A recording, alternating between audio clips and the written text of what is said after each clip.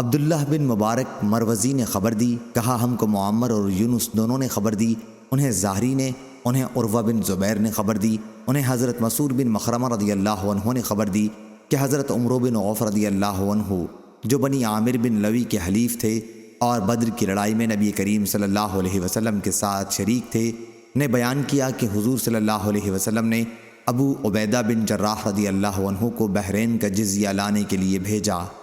حضور صلی اللہ علیہ وسلم نے بحرین والوں سے صلح کی تھی اور ان پر علا بن حضرمی رضی اللہ عنہ کو امیر بنایا تھا۔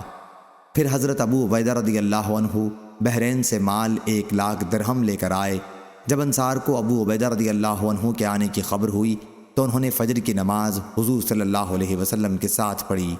حضور صلی اللہ علیہ وسلم جب نماز سے فارغ ہوئے تو تمام انصار آپ کے سامنے آئے۔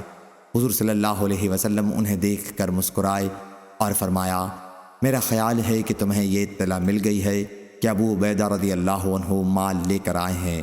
انہوں نے عرض کیا، جی ہاں یا رسول اللہ۔ حضور صلی اللہ علیہ وسلم نے فرمایا، پھر تمہیں خوشخبری ہو اور جس سے تمہیں خوشی ہوگی اس کی امید رکھو۔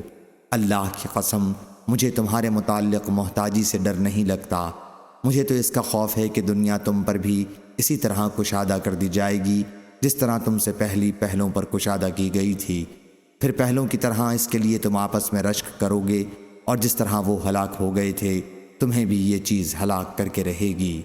صحیح بخاری حدیث نمبر 4015۔